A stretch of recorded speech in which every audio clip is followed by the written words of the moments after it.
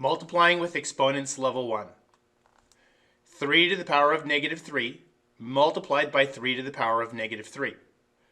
In our lessons we learned earlier this week, when we have the same base, when we're multiplying, we add the exponents. So we're going to continue the same thing.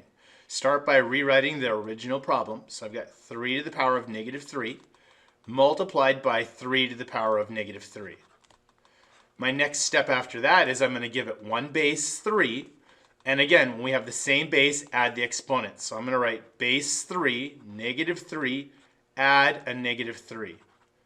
And putting it in parentheses like that just keeps it neat and tidy. So we are in the next step going to simplify that, which we'd still have base 3, and then a negative 3 added to a negative 3 is a negative 6. And as you can see, that 3 to the power of negative 6 is here, so we can stop right there. But I do want to introduce you to an idea. And I'm just going to switch over to green just to show you that it wasn't necessary in this. But whenever you have a negative exponent, you could get rid of the negative exponent by taking the base and the exponent and moving it to its reciprocal. So keep in mind, this is really 3 to the negative 6 over 1. I could go ahead and move that to the denominator in the next one. And that would be 3 on the bottom. But now instead of a negative 6, it's a positive 6. And then I can make it a fraction just like that. So again, sometimes you don't have the negative exponents, but you might end up with 1 over 3 to the power of 6. And then lastly, you should also be aware that sometimes they'll want you to evaluate this. They'll want you to go 3 times 3 6 times. They're not in this case because that would give us 729, and that's kind of a ridiculous number right there. But you should be aware that it can be many different ways.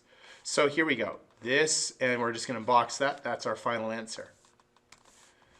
4 to the power of negative 3 times 4 to the power of 0. Start with the original problem. So I'm going to put 4 to the negative 3 multiplied by 4 to the power of 0. When I have the same base and I'm multiplying, I'll add the exponents. So 4 to the negative 3 plus 0. So I'm going to write base 4, and then negative 3 plus 0 is negative 3.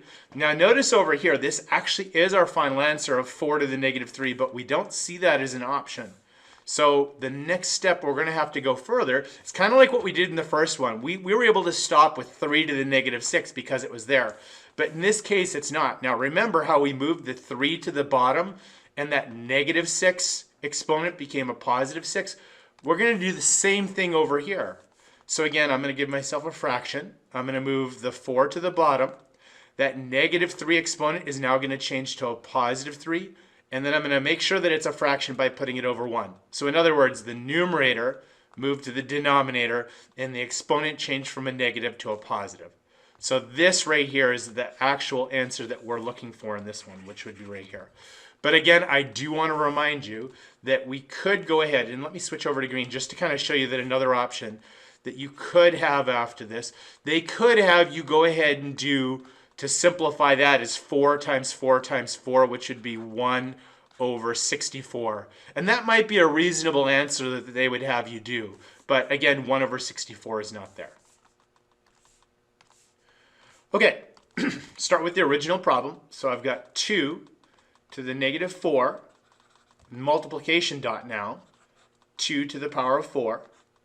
When we have the same base, we'll add the exponents. So 2 to the negative 4, add a positive 4. Okay, so now this is nice. These get real easy really quick. So a negative 4 plus 4, that's going to simplify to 2 to the power of 0. And a new idea that you're going to need for today is that anything that has an exponent of 0 will simplify to 1. That's right, just plain old 1. This base can even change to like a 5, a 10, or even 99 million. If it has an exponent of 0, it's still going to turn to 1. And I'll give you one more example for that one. All right, our last one for multiplying. So we have 5 multiplied by 5 to the negative 1. Again, always start with the original problem. And I'm going to give this 5 an exponent of 1. So now we have the same base. Again, we're multiplying. We'll add the exponents. So I'll write 5 to the power of 1, add a negative 1.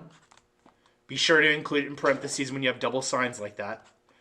And a positive 1 and a minus 1, that's going to simplify to 5 to the power of 0. Well, just like we said in the last one, anything that has an exponent of 0 is just going to simplify to the number 1.